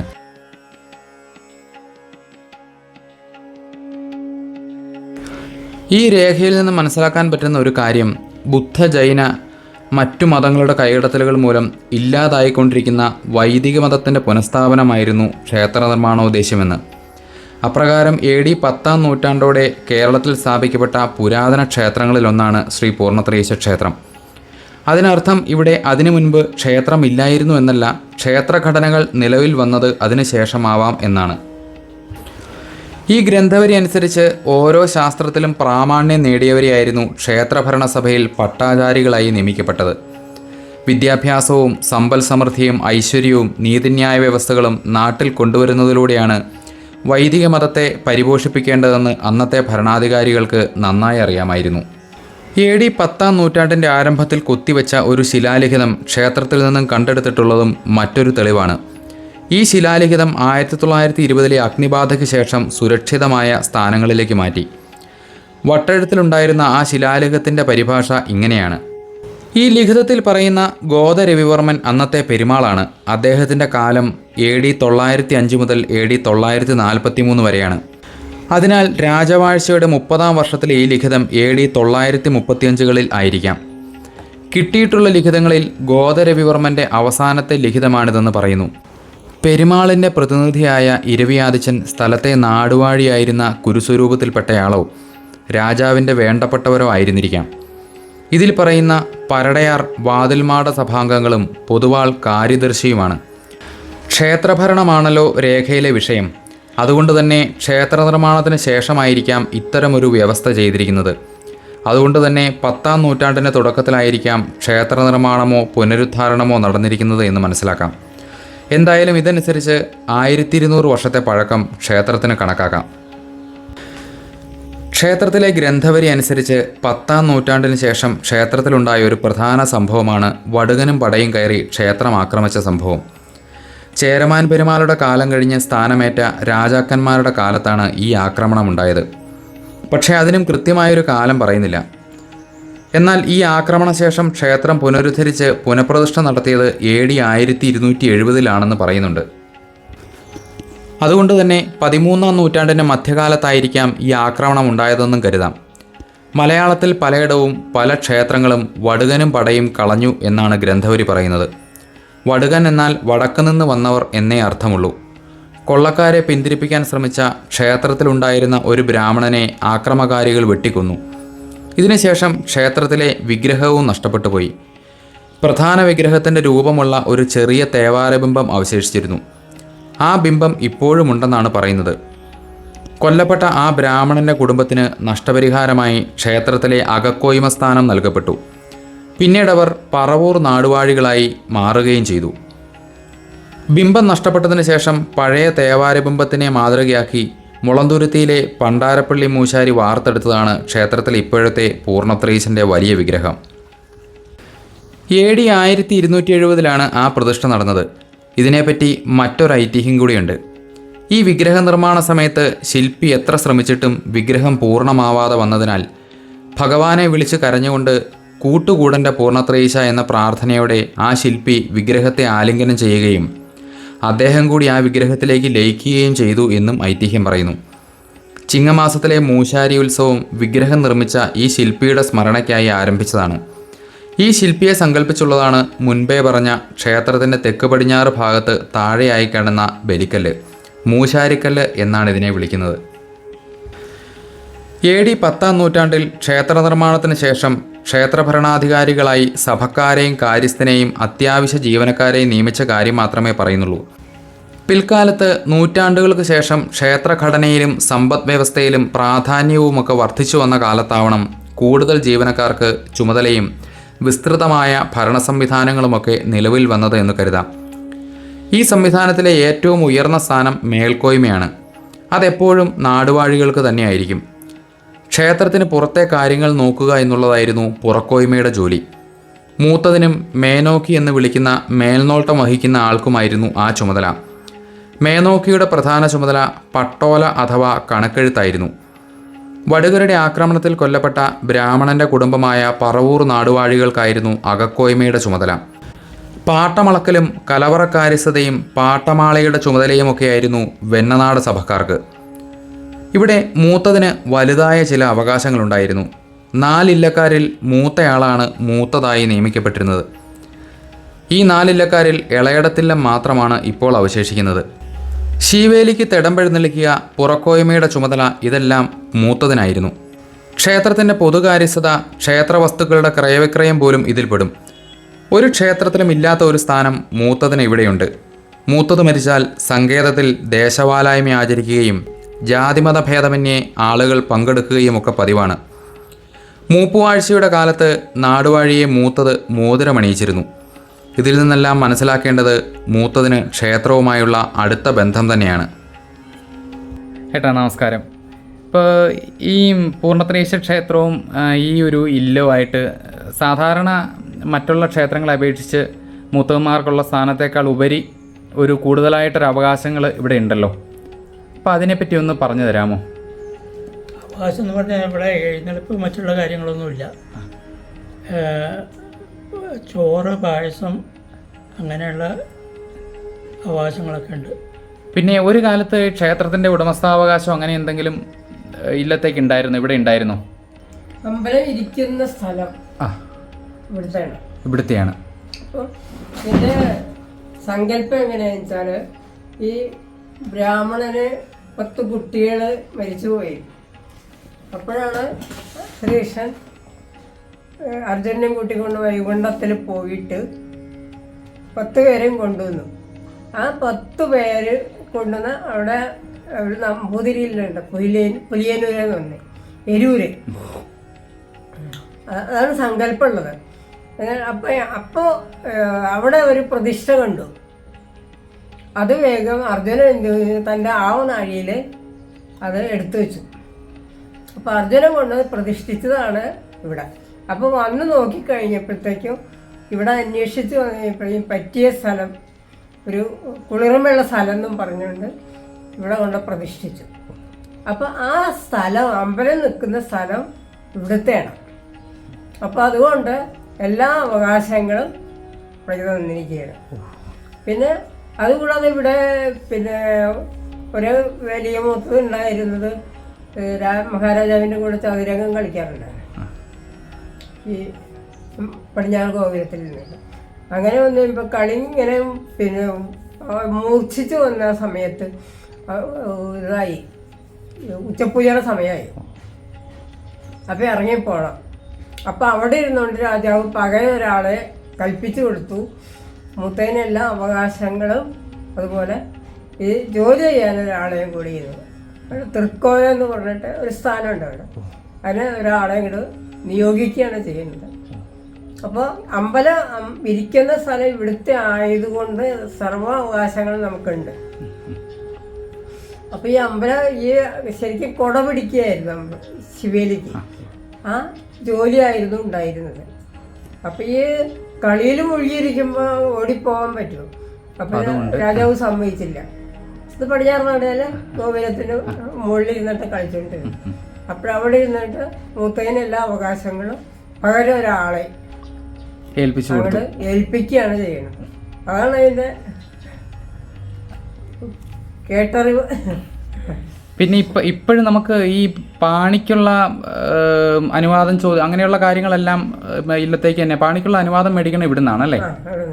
ഉത്സവലിക്കും പ്രധാന ചടങ്ങുകൾക്കുള്ള പാണിയുടെ അനുവാദം മേടിക്കുന്നത് നമ്മളുടെ അടുത്തു നിന്നാണ്. കുറെ അവകാശങ്ങൾ തന്നിട്ടുണ്ട്. പിന്നെ ആറാട്ടിന്റെ ഒരു ഉത്സവത്തിന് ആറാട്ടിന് ബലി തൂവുന്നത്, ശിവേലി തൂവുന്നത്, ആറാട്ട് ബലി തൂവുന്നത് അദ്ദേഹമാണല്ലേ? അപ്പം അത് മൂശാരി ഉത്സവത്തിന് ചിങ്ങമാസത്തിലെ. അപ്പം അത് അകത്തുനിന്ന് ചടങ്ങുകളെല്ലാം പൂർത്തിയാക്കി പുറത്തേക്ക് എഴുന്നള്ളിച്ച് കഴിഞ്ഞാൽ ശിവേലി പോലെ തന്നെ പുറത്ത് കൊടിമരിച്ചോട് വരെയുള്ള തൂവല് കൊണ്ട് നമ്മൾ അവസാനിപ്പിക്കും. അതുപോലെ പണ്ടുകാലത്ത് ഇവിടെ നമ്പൂതിരി ബാലന്മാരെ ഓത്തുചൊല്ലിക്കുന്ന ഒരു വേദപാഠശാലയും ഉണ്ടായിരുന്നു. ആദ്യകാലത്ത് ഒന്നിലേറെ ഓദിക്കന്മാരുടെ കുടുംബങ്ങൾ ഉണ്ടായിരുന്നു എന്നാണ് പറയുന്നത്. പിന്നീട് ഒരു കാലത്ത് തോട്ടക്കാടില്ലവും മറ്റൊരില്ലവും മാത്രം അവശേഷിച്ചു. 19-ാം നൂറ്റാണ്ടിൻ്റെ ആദ്യ ഭാഗത്ത് വേദപാഠശാല നിർത്തലാക്കി.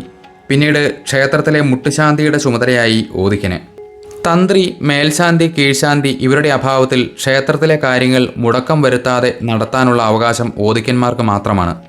അതിപ്പോഴും അങ്ങനെ തന്നെയാണ്. കൂടാതെ കൊച്ചി രാജകുടുംബത്തിൻ്റെയും ക്ഷേത്രം തന്ത്രിമാരായ പുലിയന്നൂർ ഇല്ലത്തെയുമൊക്കെ ഓദിക്ക സ്ഥാനവും ഇവർക്ക് തന്നെയാണ്. തൃപ്പൂണിത്തുറ ക്ഷേത്രത്തിലെ ശാന്തിക്കാരായി തുളുനാട്ടിലെ ശീവള്ളി ഗ്രാമക്കാരായ 18 ഇല്ലക്കാരെ ഏർപ്പെടുത്തിയതും പരടസഭായോഗക്കാരാണെന്നും ഗ്രന്ഥവരി പറയുന്നു. ഈ ഇല്ലങ്ങളിൽ നിന്നും വിവാഹം കഴിഞ്ഞ അർഹനായ ആളെയാണ് മേൽശാന്തിയായി നിയമിച്ചിരുന്നത്. ഇവിടെ മാത്രമല്ല, കേരളത്തിൽ പത്മനാഭസ്വാമി ക്ഷേത്രം ഉൾപ്പെടെ പ്രധാന വൈഷ്ണവ ക്ഷേത്രങ്ങളിലെല്ലാം ഈ ഗ്രാമക്കാർ തന്നെയാണ് മേൽശാന്തിമാർ. മധ്വാചാര്യൻ്റെ പാത പിന്തുടരുന്ന തുളുനാട്ടുകാരായ ഇവർ പൂജാരിമാർ എന്ന നിലയിലും വൈഷ്ണവർ എന്ന നിലയിലും അവരുടെ പാണ്ഡിത്യവും നിഷ്ഠകളും മൂലം തന്നെയാവാം കേരളത്തിലെ വൈഷ്ണവ ക്ഷേത്രങ്ങളിലേക്ക് ഇവർ മേൽശാന്തിമാരായി വന്നത്. പൂർണ്ണത്രയീശ ക്ഷേത്രത്തിലെ തന്ത്രി ഉൾപ്പെടെയുള്ള പൂജാരിമാർ ഭസ്മം കുറിയിടുക പോലും പതിവില്ല എന്നതും വൈഷ്ണവാരാധനയുടെ പ്രത്യേകതകളെ കാണിക്കുന്നു. തന്ത്രിമാരായ തൃപ്പൂണിത്തുറ, പുലിയന്നൂർ ഇല്ലക്കാർക്കും ക്ഷേത്രവുമായി പ്രത്യേക ബന്ധമുണ്ട്. നിത്യവും തന്ത്രി കുടുംബത്തിൽ നിന്നും ഒരു പൂജ വേണമെന്നതും നിർബന്ധമാണ്. പുലിയന്നൂർ ഇല്ലത്തെ വേളി കഴിഞ്ഞ നമ്പൂതിരിമാരെ മാത്രമാണ് തന്ത്രിമാരായി പ്രത്യേകം ചില ഉപദേശങ്ങളോടെ അവരോധിക്കുക. നിസ്സാരമല്ല പൂർണ്ണത്രയീശൻ്റെ ആചാരകാര്യങ്ങൾ. തന്ത്രിയെയും മേൽശാന്തിയെയും ഒക്കെ അവരോധിക്കുന്ന സമയത്ത് രഹസ്യമായ ഉപദേശങ്ങളും കൂടാതെ അകത്ത് കാണുന്നതും ചെയ്യുന്നതുമായ ചില കാര്യങ്ങൾ പുറത്തു പറയരുത് എന്ന സത്യവും ചെയ്യിച്ചിട്ടാണ് അകത്തേക്ക് പ്രവേശിപ്പിക്കുന്നത്. ഇവിടുത്തെ പല ആചാരങ്ങളും ഇപ്പോഴും രഹസ്യമാണ്. മറ്റൊരു കാര്യമാണ് ഇപ്പോഴും ഒരു അത്ഭുതമായി തുടരുന്നത്. പൂർണ്ണത്രയീശനെ അനന്താസനസ്ഥനായ, കേരളത്തിന് പുറത്ത് പരവാസുദേവൻ എന്ന സങ്കല്പമുള്ള, കേരളത്തിൽ മറ്റൊരിടത്തും കാണാത്ത വിശിഷ്ടമായ വിഗ്രഹത്തിൽ പ്രതിഷ്ഠിക്കുവാനുള്ള കാരണം. ഐതിഹ്യങ്ങളെ ഒഴിച്ചു നിർത്തിയാൽ സന്താനഗോപാലമൂർത്തി സങ്കല്പം കടന്നു വരാനുള്ള കാരണവും അജ്ഞാതമാണ്. വടുകരുടെ ആക്രമണത്തിൽ നഷ്ടപ്പെട്ടു പോയ ആ പഴയകാല വിഗ്രഹത്തിന് ഒരു അസാധാരണത്വം ഉണ്ടായിരുന്നുവെന്നത് തീർച്ചയാണ്. ഇവിടുത്തെ ചില കാര്യങ്ങളിൽ തമിഴ്നാടൻ ശൈലികൾ കടന്നു വന്നിരിക്കുന്നതും കാണാം. കൊടിമരത്തിന് മുകളിലെ ഗരുഡവാഹനത്തിന് പ്രത്യേകം പീഠമില്ല. കൂടാതെ ഇവിടെ തിരുവഞ്ചനം എന്നൊരു ചടങ്ങുണ്ട്. വൃശ്ചിക ഉത്സവത്തിന് തൃക്കേട്ട നാളും കുംഭത്തിൽ പ്രതിഷ്ഠാദിനമായ ഉത്രം വിളക്കിന് നടക്കുന്ന ഒരു വിശേഷാൽ ചടങ്ങാണിത്. ഇതിന് തന്ത്രി കുടുംബത്തിൽ നിന്നുള്ള അവരോധം കഴിഞ്ഞ എല്ലാവരും ഓദിക്കന്മാരുടെ കുടുംബത്തിൽ നിന്നുള്ള എല്ലാവരും പങ്കെടുക്കണം എന്നുള്ളതും നിയമമാണ്. പക്ഷേ എന്താണ് ആ ചടങ്ങെന്ന് ആർക്കും അറിയില്ല. തമിഴ്നാട്ടിലെ ക്ഷേത്രങ്ങളിൽ പേരിന് അല്പം ഒരു വ്യത്യാസത്തോടെ തിരുമഞ്ജനം എന്നൊരു ചടങ്ങുണ്ട്. അവിടെ ഇതിന് വിശേഷാൽ അഭിഷേകങ്ങളും അലങ്കാരങ്ങളും ഒക്കെയാണ് നടക്കുക. അതുമായി ഇവിടുത്തെ തിരുവഞ്ചനം എന്ന ചടങ്ങിന് സാമ്യമുണ്ടോ എന്നറിയില്ല. വർഷത്തിൽ 1-2 തവണ ചില പോരായ്മകൾ, അതായത് മാനുഷികമായി ചെയ്തു വരുന്ന ചില കാര്യങ്ങൾ പ്രതീകാത്മകമായ ചടങ്ങുകളിലൂടെ ചെയ്ത് വിഗ്രഹത്തെ ചൈതന്യവത്താക്കുക എന്നതാവാം തിരുവഞ്ചനം എന്ന ചടങ്ങുകൊണ്ട് ഇവിടെ ഉദ്ദേശിക്കുന്നത്.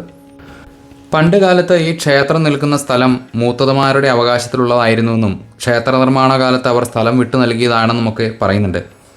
ക്ഷേത്രത്തിൻ്റെ കിഴക്കേ ഗോപുരത്തിന് വടക്കുവശത്തുള്ള ഭിത്തിയിൽ ഒരു കണ്ണാടി ബിംബം കൊത്തിവച്ചിരിക്കുന്നത് കാണാം. അവിടെ വർഷത്തിൽ ഒരു ദിവസം തീയാട്ടും കളമെഴുത്തുമൊക്കെ പതിവുണ്ട്. പക്ഷേ നിത്യപൂജകളോ നേദ്യമോ ഒന്നും പതിവുമില്ല. പഴയ കാലത്ത് ഒരുപക്ഷെ ഇവിടെ നിലവിലുണ്ടായിരുന്ന ഏതെങ്കിലും ദേവീ ചൈതന്യമായിരിക്കാം ഇത് എന്ന് പറയുന്നു. ചിലരത് പിഷാരികാവിൽ ഭഗവതിയാണെന്നും ചിലർ അതിന് രേണുകാദേവി എന്നൊക്കെ പല വ്യാഖ്യാനങ്ങൾ പറയുന്നുണ്ട്. പക്ഷേ ആർക്കും കൃത്യമായൊരു രൂപരേഖയിലേക്ക് എത്തിപ്പെടാനും കഴിയുന്നില്ല. എന്തായാലും അവർ പറയുന്നത് പോലെ പിഷാരികോവിൽ ഭഗവതി അല്ല എന്നുള്ളത് തീർച്ചയാണ്. കാരണം പിഷാരികോവിലിൽ ദുർഗയാണ് പ്രധാന മൂർത്തി. ദുർഗാഭഗവതിക്ക് തീയാട്ടും കളമെഴുത്തും പോലുള്ള ചടങ്ങുകളൊന്നും പതിവില്ല. പിന്നെ മറ്റു ചിലർ പറയുന്നത് പോലെ രേണുകാദേവി എന്ന ഒരു സങ്കല്പവും ഇവിടെ കടന്നു വരാനുള്ള സാധ്യത വളരെ കുറവാണ്. കാരണം കേരളത്തിൽ മറ്റെവിടെയും ഇത്തരമൊരു മൂർത്തി സങ്കല്പം നിലവിലുള്ളതായും അറിവിലില്ല. എന്തായാലും കളമെഴുത്തും തീയാട്ടുമൊക്കെ നടക്കുന്നതുകൊണ്ട് ഭദ്രകാളി സ്വഭാവത്തിലുള്ള ഒരു മൂർത്തി തന്നെയായിരിക്കാം എന്നുള്ള കാര്യത്തിൽ സംശയമില്ല. പൂർണ്ണത്രയീശ ക്ഷേത്രത്തെ സംബന്ധിച്ചിടത്തോളം മറ്റൊരു പ്രധാന പ്രത്യേകത എന്തെന്നാൽ അകത്ത് പൂർണ്ണത്രയീശനെ അല്ലാതെ മറ്റൊരു ദേവനെ കൂടി പൂജിക്കുക പതിവില്ല എന്നുള്ളതാണ്. അതുകൊണ്ട് തന്നെ ഇത്രയും കടുകട്ടിയായിട്ടുള്ള വൈഷ്ണവ ആചാരങ്ങൾ പിന്തുടരുന്ന ഈ ക്ഷേത്രത്തിൽ എന്തുകൊണ്ടാണ് ഇത്തരമൊരു ദേവീസങ്കല്പം വന്നത് എന്നുള്ളത് ചിന്തിക്കേണ്ടത് തന്നെയാണ്. കാരണം അത്ര പ്രാധാന്യമുള്ളതുകൊണ്ട് തന്നെയാവാം അവിടെ അങ്ങനെയൊരു സങ്കല്പം കണ്ണാടി ബിംബത്തിൽ കൊത്തിവെച്ചിരിക്കുന്നതും. പക്ഷേ ആരോട് ചോദിച്ചിട്ടും അതിനൊരു വ്യക്തമായ ഉത്തരം ലഭിക്കുന്നുണ്ടായിരുന്നില്ല. ക്ഷേത്രത്തിലെ മൂത്തത് അദ്ദേഹം താമസിക്കുന്ന ഇല്ലം ക്ഷേത്രത്തിന് തൊട്ട് പടിഞ്ഞാറ് ഭാഗത്താണെന്ന് പറഞ്ഞല്ലോ. അവിടെ ചെന്നപ്പോൾ അവർ പറയുകയും ചെയ്തു ക്ഷേത്രം ഇരിക്കുന്ന സ്ഥലം ഒരു കാലത്ത് അവരുടെ തന്നെയായിരുന്നെന്ന്. അങ്ങനെ ആ ഇല്ലത്ത് ചെന്നപ്പോഴാണ് അവിടെ മറ്റൊരു കാര്യം ശ്രദ്ധിച്ചത്. ആ ഇല്ലത്തിൻ്റെ മുൻവശത്ത് തന്നെ ഒരു ശ്രീകോവിൽ ഇരിക്കുന്നത് കണ്ട് ഞാൻ അദ്ദേഹത്തോട് ചോദിച്ചു, ഈ ശ്രീകോവിൽ ആരാണ് പ്രതിഷ്ഠ എന്ന്. അപ്പോൾ അദ്ദേഹം പറഞ്ഞത് കൊടുങ്ങല്ലൂർ ഭഗവതിയെയാണ് ഈ ശ്രീകോവിൽ പ്രതിഷ്ഠിച്ചിരിക്കുന്നതെന്നാണ്. അപ്പം അതിനൊരു കഥയും അദ്ദേഹം പറഞ്ഞു. പണ്ട് കാലത്ത് ഇവിടെ കൊടുങ്ങല്ലൂർ ദേവി ഉപാസിച്ചിരുന്ന ഒരു മുത്തശ്ശി ഉണ്ടായിരുന്നു.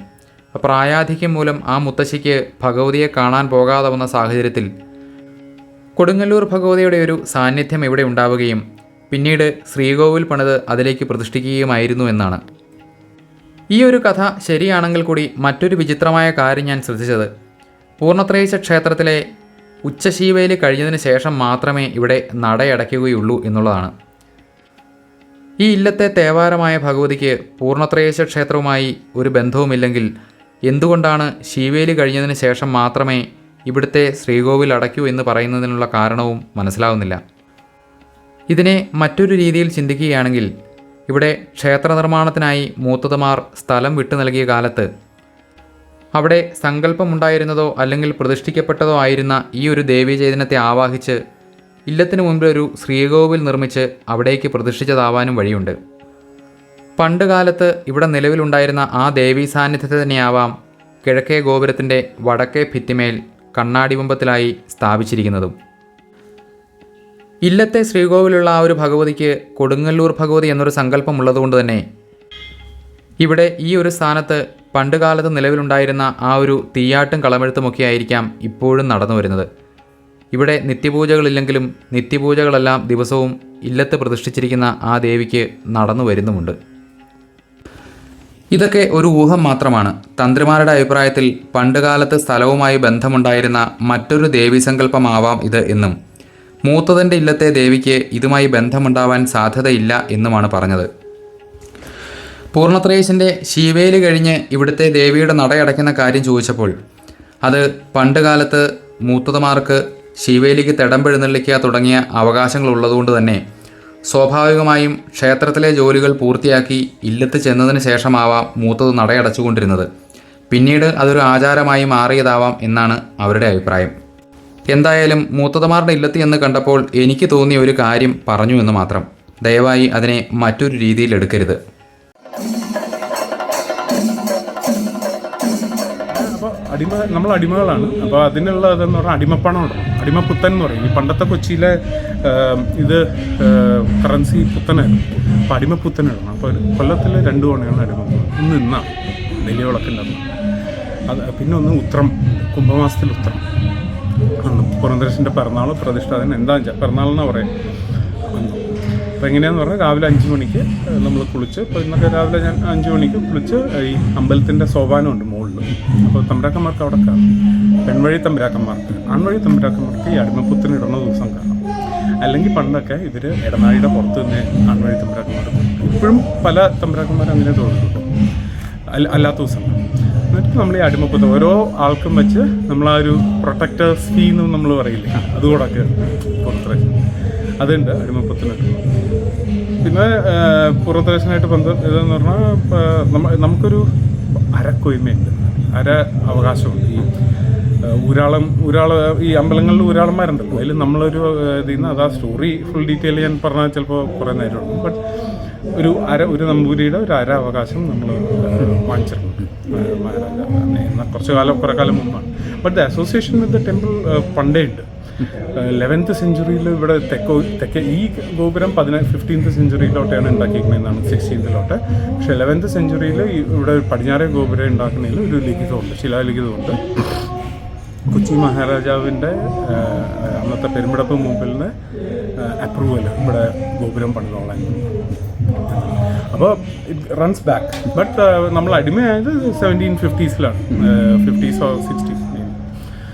അതാണ് അതിൽ ഒരു ഇത്. പിന്നെ ഇപ്പോൾ ഇന്ന് അതേപോലെ തൃക്കേട്ടപ്പുറപ്പാടിൻ്റെ അന്ന് ആദ്യം കാണിക്കിടണമെന്ന് വിദ്യാഭ്യാസം. അതാണല്ലോ അതിൻ്റെ സ്റ്റോറി എന്താണെന്ന് പറഞ്ഞു കഴിഞ്ഞാൽ, മഹാരാജാവിൻ്റെ അധിപൻ പൂർണ്ണത്രേശൻ. അപ്പം മഹാരാജാവിൻ്റെ എഴുന്നള്ളത്തിനേക്കാളും ഒരു പടി മുമ്പിൽ പൂർണ്ണത്രേശൻ്റെ എഴുന്നള്ളത്തിൽ, മനസ്സിലായില്ലേ? അപ്പോൾ അതിൻ്റെ ഇതിലാണ് ആ പോംപ് ആൻഡ് ഗ്ലോറി തൃക്കേട്ടപ്പുറപ്പാട് എല്ലാം. എന്താ പറയുക, ഇപ്പോൾ പലരും കളിയാക്കും, പക്ഷേ എന്താ പറയുക, ഗൺ സല്യൂട്ട് ഉണ്ട്, വീഡിയോ കണ്ടിട്ടുണ്ടാവും. ഗൺ സല്യൂട്ട്, പിന്നെ എന്താ പറയുക, നമ്മളിപ്പോൾ വാളും പരിചയം, വെള്ളിവടിയും, സ്വർണ്ണക്കോലം, സ്വർണ്ണ നെറ്റിപ്പട്ടം. ഇവിടെ പണ്ടൊരു നല്ല സ്വർണ്ണ നെറ്റിപ്പട്ടമാണ്, അത് നശിപ്പിച്ചോളാം. ഉക്കരൻ സ്വർണ്ണ നെറ്റിപ്പട്ടം ഇവിടെ എവിടെയും കാണാത്ത രീതിയിലുള്ള ഒരു സ്വർണ്ണ നെറ്റിപ്പട്ടം. യൂഷ്വലി നെറ്റിപ്പട്ടം 3 ടൈപ്പാണ്: വണ്ടോട്, നാഗപടം, ചൂരപ്പള്ളി. ഇവിടെ ഉണ്ടായിരുന്ന സ്വർണ്ണ നെറ്റിപ്പട്ടം ഇത് 3 വേറൊരു ഡിഫറെൻറ്റ് ടൈപ്പ്. അത് എത്ര വലിയ ആനയുടെ മുകളിൽ കെട്ടിയാലും എത്ര ചെറിയ ആനയുടെ മുകളിൽ കെട്ടിയാലും ഇത് ഫിറ്റ് ചെയ്യും. വലിയ ആന എന്ന് പറഞ്ഞാൽ ചേലൂർ എന്ന് പറഞ്ഞാൽ ചേലൂർ ഗോപി എന്ന് പറഞ്ഞാൽ ഭയങ്കര ഒരു സൈസ് ആനയായിരുന്നു. അതിൻ്റെ മുകളിൽ കെട്ടിയാലും ഇപ്പോൾ ഇവിടെ ഗിരീശൻ എന്ന് പറഞ്ഞാൽ ഇവിടെ ഗിരീശൻ കേട്ടിട്ടുണ്ടാവില്ല, ഞങ്ങൾ തൃപ്പൂണിത്തുറ ഗിരീശൻ എന്ന് പറയും, പലരും കൊടുങ്ങല്ലൂർ ഗിരീശൻ എന്ന് പറയും, ദേവസ്വം ഗിരീശൻ എന്ന് പറയും. ഗിരീശൻ്റെ മുകളിൽ കെട്ടിയാലും ഫിറ്റാവും, മനസ്സിലാവും. ആ ഒരു ഡിഫറൻസ് ആണ്. അപ്പോൾ ആ നെറ്റിപ്പട്ടം പോയി. അതേപോലെ ഒരു ഇപ്പോഴത്തെ കമത്തിപ്പൂ കോലമുണ്ട്, അത് കമത്തിപ്പൂവാണ്. പൂ ശ്രദ്ധിച്ചിട്ടുണ്ടെങ്കിൽ മുകളിൽ സ്വർണ്ണക്കോലാണ്. പണ്ട് മലത്തിപ്പൂ കോലമുണ്ട്, മലത്തിപ്പൂ. അതൊരു പ്രത്യേക തരം കോലാണ്. അത് എൻ്റെ ഫേസ്ബുക്കിൽ പോയാൽ കാണും, അതിൻ്റെ ഫോട്ടോ ഉണ്ട്. ആ മലത്തിപ്പൂ കോലമുണ്ട്. അതും വളരെ വിശേഷമായിട്ടുള്ള പഴക്കമൊന്നും നമുക്ക് ചെയ്യാൻ പറ്റില്ല. ഇവിടെ 15 സ്വർണ്ണ നെറ്റിപ്പട്ടം ഉണ്ടായ കഥയൊക്കെ അറിയായിരിക്കുമല്ലോ അല്ലേ? ഇവിടെ പണ്ട് 15 സ്വർണ്ണ നെറ്റിപ്പട്ടം ഉണ്ടായിരുന്നു. അതിൽ 14 അത് റെയിൽവേ ലൈൻ ഷൊർണൂരിൽ നിന്ന് എറണാകുളത്തേക്ക് കൊണ്ടുവരാൻ വേണ്ടി ഫണ്ട് ഇത് വന്നപ്പോൾ രാജകുടുംബത്തിലെ കുറേ സ്വത്ത് വിറ്റു. പ്ലസ് ഇവിടുത്തെ 14 സ്വർണ്ണ നെറ്റിപ്പട്ടം മനസ്സിലായി. അപ്പോൾ ആ ഒരെണ്ണം ബാക്കി വെച്ചു. അത് ഒഴിഞ്ഞുവല്യമ്പരാൻ എന്ന് പറയും. അദ്ദേഹമാണ് ഫാദർ ഓഫ് മോഡേൺ കൊച്ചി എന്ന് നമ്മൾ പറയും. അപ്പം അങ്ങനെ ഇത് അപ്പോൾ തൃക്കേട്ടയ്ക്ക് എന്താ പറയുക, എല്ലാ നെറ്റിപ്പട്ടവും ഇതുമൊക്കെ ആയിട്ട് സ്വർണ്ണക്കൊട, എന്താ പറയുക, സ്വർണ്ണക്കോലം, സ്വർണ്ണ നെറ്റിപ്പട്ടം, പോലീസുകാരുടെ പട്ടാളം പണ്ട് പട്ടാളമായിരുന്നു, നായർ പട്ടാളം, അവരുടെ അകമ്പടി, ഒപ്പം ഈ വാളും പരിചയം, വെള്ളിവടിയും, കുത്തുവാളും. ഇതിന് കൊയ്മ എന്ന് പറഞ്ഞൊരു സംഭവം. കൊയ്മ എന്ന് പറഞ്ഞാൽ അവകാശം. അമ്പലത്തിൽ ഇത് വരും. ഇതിനൊരു കൊയ്മ ഉണ്ടായിരുന്നു, ഈ വാളിനും ഉണ്ടായിരുന്നു, വെള്ളിവടിക്കും ഒരു കൊയ്മ ഉണ്ടായിരുന്നു. അവരെ അവരോധിക്കും. ഒരു ലാസ്റ്റത്തെ ആൾ രാമൻ നായർ എന്നൊക്കെ പറഞ്ഞത്. ഒരു 20 കൊല്ലമായിട്ട് ഈ വെള്ളിവടിയും ഇതും പിടിക്കണില്ല, വാളും പരിചയം പിടിക്കണില്ല. അപ്പോൾ ഇപ്പോൾ കുറച്ച് പേരൊക്കെ കൂടി അത് എന്താ പറയുക, ഒരു പ്രശാന്ത് വർമ്മ എന്ന് പറഞ്ഞ ഫേസ്ബുക്കിലുണ്ട്. അദ്ദേഹമാണ് അതിൽ മുൻകൈ എടുത്തത്. അദ്ദേഹത്തിൻ്റെ അച്ഛൻ ഇവിടുന്നാണ്, PK എന്ന് പറയും, പ്രിൻസ് കേരള വർമ്മ എന്ന് പറഞ്ഞാൽ ഇവിടുത്തെ മുനിസിപ്പൽ ചെയർമാനൊക്കെ. അപ്പം അദ്ദേഹം മുൻകൈ എടുത്ത് ഈ ഒരു പുതിയ പരിചയം പണിയിപ്പിച്ചു. അതിന് വേറൊരു ഹിസ്റ്ററി ഉണ്ട്. ബട്ട് ഈ ഗോട്ട് ഇറ്റ് ഡൺ. ആൻഡ് അത് ഇത് റിക്വസ്റ്റ് കൊടുത്തു ദേവസ്വത്തിലേക്ക് ഇതിനി റീസ്റ്റാർട്ട് ചെയ്തു. അപ്പോൾ ഇക്കൊല്ലം ഇപ്പോൾ തന്ത്രിയമ്പൂരിമാരുടെ അടുത്തൊക്കെ നമ്മൾ ചെയ്തു. അവരും പറഞ്ഞു അത് നല്ലതാണ്, മീൻസ് സംതിങ് ദാറ്റ് സ്റ്റോപ്പ്, നമുക്ക് സ്റ്റാർട്ട് ചെയ്യണമെന്ന്. അപ്പോൾ അവരും അനിയൻ തിരുമേനിയുണ്ട്, അദ്ദേഹം എന്താ പറയുക, അവരുടെ മുറിയാണ് ഇവിടെ, ഞാനിവിടെ. അവർ അദ്ദേഹം എന്താ പറയുക അപ്രൂവ് ചെയ്തു. അദ്ദേഹം തന്നെ പറഞ്ഞു ആദ്യത്തെ കൊല്ലം കൊച്ചി രാജകുടുംബത്തിൽ നിന്ന് ആരെങ്കിലും എടുത്തു കഴിഞ്ഞാൽ നല്ലതായിരിക്കും എന്നുള്ളത്. അങ്ങനെ ഞങ്ങളുടേതായിട്ടുള്ള ഒരു ഇതില്ല അതിൽ, അത് ഇപ്പോഴേ പറയാം. അപ്പോൾ എന്തോ കോയിൻസിഡൻഷ്യലി ഞാനും ഉണ്ടായിരുന്നു ഇവിടെ. എൻ്റെ ഒപ്പം വേറെയും പലരും ഉണ്ട്. ഇപ്പം ഇന്നലെ എടുത്ത ആൾ നമ്മുടെ രാജകുടുംബത്തിൽ നിന്നല്ല, വളം പരിചയമെടുത്ത അല്ല. ബട്ട് ആരെ വോളണ്ടിയർ ആയിട്ടാണ് ഇക്കൊല്ലം നടത്തുന്നത്. അടുത്ത കൊല്ലം എന്താവും എന്നുള്ളത് നമുക്കറിയില്ല. ഇക്കൊല്ലം നമ്മൾ അങ്ങനെ ആ ഒരു രീതിയിൽ we want to bring that back, right. ഒരു ആചാരം നിന്ന് പോയാൽ അത് തിരിച്ചു കൊണ്ടുവരണം നമുക്ക്. ആൻഡ് സംബടി എന്തോ എപ്പോഴോ എന്തോ ഇതിലും നിന്ന് പോയതായിരിക്കും. മീൻസ് അപ്പോൾ ഇനി അടുത്ത കൊല്ലം കൊയ്മയായിട്ട് ഇൻസ്റ്റാൾ ചെയ്യുകയാണോ അങ്ങനെയാണെങ്കിൽ അത് അത്രയും നല്ലത്. അത് we have to decide. But സംഭവം എനിക്ക് ഇപ്പോൾ I happen to be here. 7 കൊല്ലം കഴിഞ്ഞിട്ടാണ് ഞാൻ ഉത്സവത്തിന് വരുന്നത്. ഞാൻ 2015 ലാസ്റ്റ് വന്നിരുന്നു. ഇപ്പോൾ 7 കൊല്ലം കഴിഞ്ഞു. അപ്പോൾ സംഭവം Poornathrayeesan wanted me to be here to have this. അപ്പോൾ I see that as an owner. ഞാൻ ഒരു അടിമയാണ്. പൂർണ്ണത്രേശൻ പറഞ്ഞു, ആരോ പറഞ്ഞു വിജയ് എന്തൊക്കെയാണ് ഇതെന്ന് പറഞ്ഞു. അന്ന് ആവാമെന്ന് ഞാനും തീരുമാനിച്ചു. അത്രേ ഉള്ളൂ. അതൊരു സുഹൃത്ത് അല്ല, എന്താ പറയുക, എൻ്റെ അല്ല, ഒരു something service I do for my master. അത്രേ ഉള്ളൂ. ഇനിയുള്ളത് പൂർണ്ണത്രയീശൻ്റെ ഉത്സവ ചടങ്ങുകളെക്കുറിച്ചാണ്. അക്കാര്യങ്ങൾ മറ്റൊരു വീഡിയോയിൽ പറയാം. കേട്ടറിഞ്ഞതും വായിച്ചറിഞ്ഞതും ചില ഊഹാപോഹങ്ങളുമൊക്കെയാണ് ഈ വീഡിയോയിൽ ഉണ്ടായിരുന്നത്. എത്ര ശ്രദ്ധിച്ചാലും ഇതുപോലൊരു മഹാക്ഷേത്രത്തിൻ്റെ കാര്യങ്ങൾ പറയുമ്പോൾ തെറ്റുകുറ്റങ്ങൾ കടന്നു വരിക എന്നുള്ളത് സ്വാഭാവികമാണ്. അപ്രകാരം എന്തെങ്കിലും തോന്നുകയാണെങ്കിൽ ദയവായി ക്ഷമിച്ച് അക്കാര്യം ചൂണ്ടിക്കാണിക്കുക. എല്ലാവർക്കും പൂർണ്ണത്രയീശൻ്റെ അനുഗ്രഹം ഉണ്ടാവട്ടെ എന്ന് പ്രാർത്ഥിച്ചുകൊണ്ട് കൂടുതൽ വിശേഷങ്ങളുമായി അടുത്ത അധ്യായങ്ങളിൽ കാണാം.